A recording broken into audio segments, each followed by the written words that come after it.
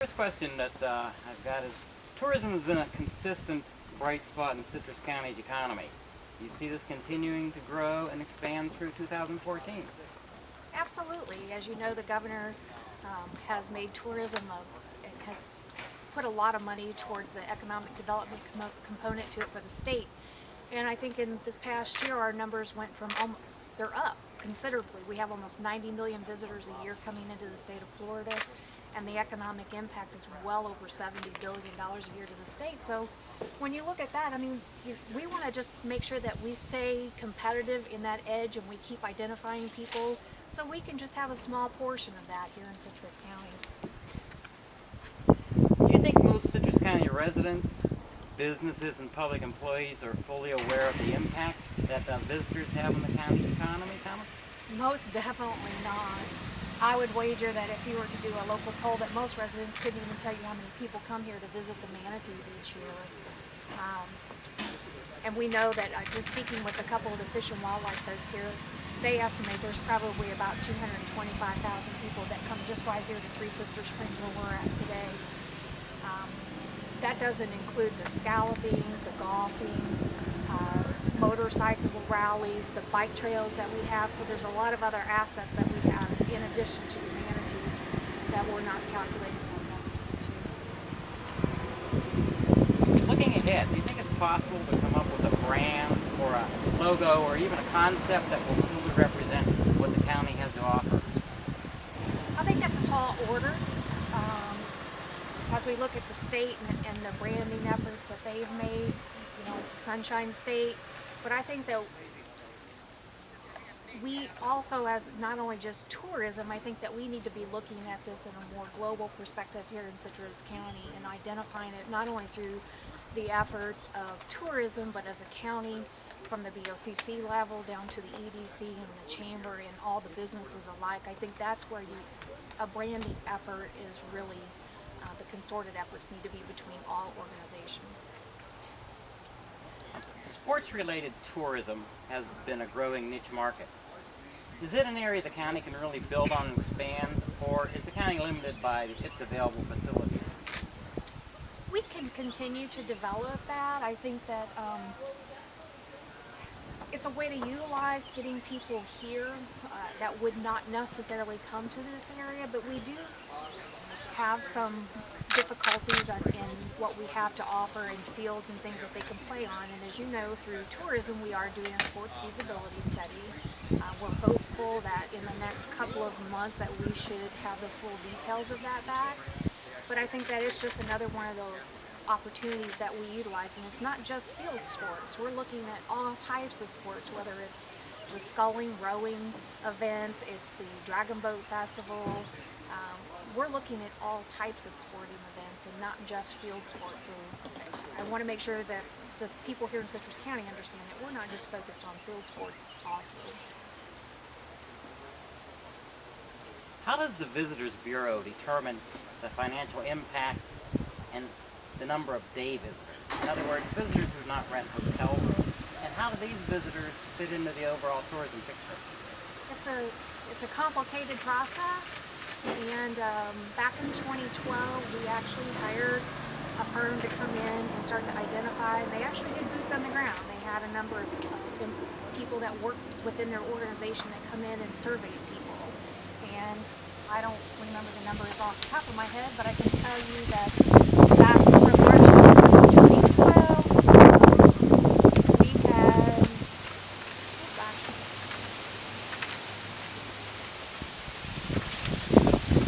we had 204,000 people that we knew between that time period and then September to December 2012. We had another 90,000, and we know that the total economic impact that that had to our county was about $120 million. So it's a staggering number sometimes that we just we can't equate to. And one of the other things that I think that it's very difficult for the community to understand the overall economic impact.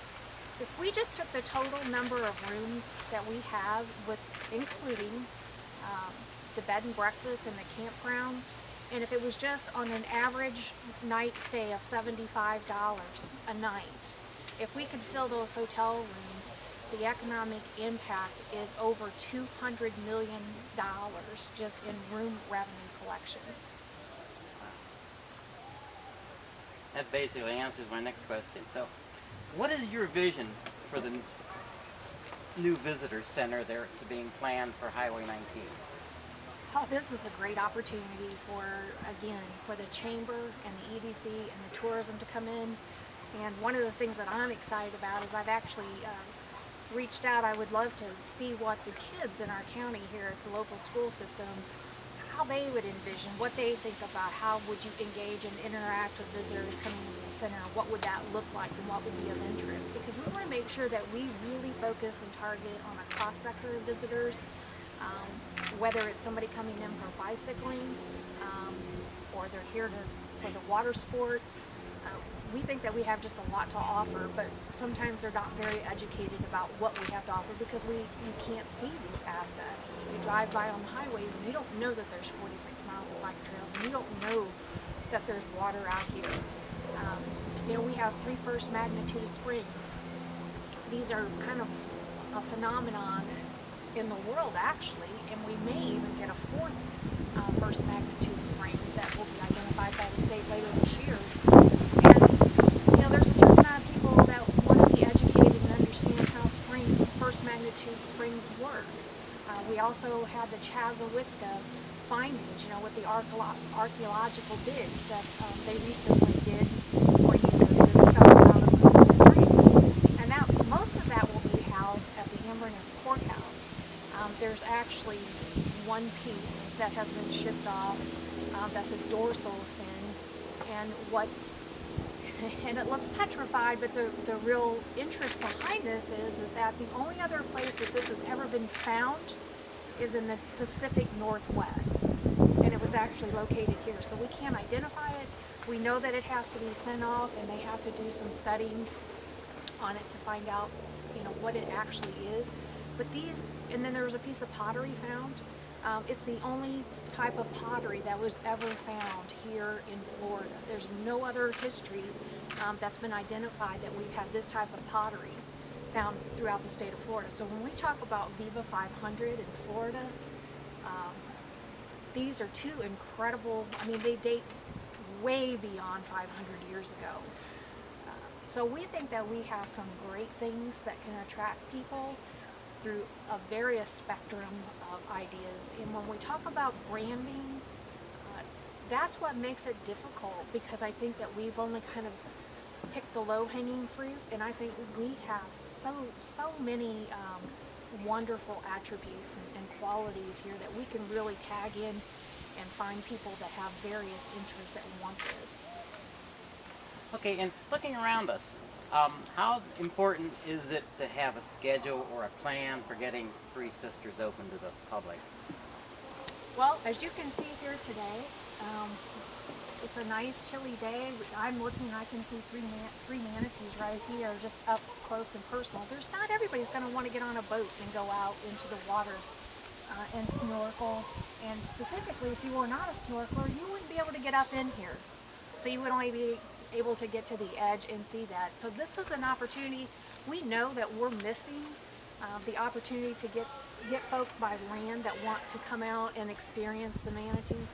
And that's something that we really want to work with, but we also know that we need a good partnership on that. We need the feds and the state and the city and the Economic Development Council and tourism all come together, and the county to really come up with a good plan on how we can get Three Sisters opened up, funding that we know that's happening not only throughout the state, but it's impacting everybody. But we think that we can come up with a way to get this opened up and create more tourists to come in and see the great things that we have to offer. And one last thing, any other observations on what we're looking ahead in 2014 in tourism? Well, we think we're going to have great things. We have the Florida Outdoor Writers Association. There will probably be about 125 writers that will be here in September. We're working very closely with them to create a menu of what we call excursions. So no matter what their interests are, whether they're land lovers or water lovers, that we can really break that up and have a great opportunity. to see all corners of our county. You know, we've produced 3 different little short videos that will be used in the Japan, Germany, and the UK markets to attract visitors.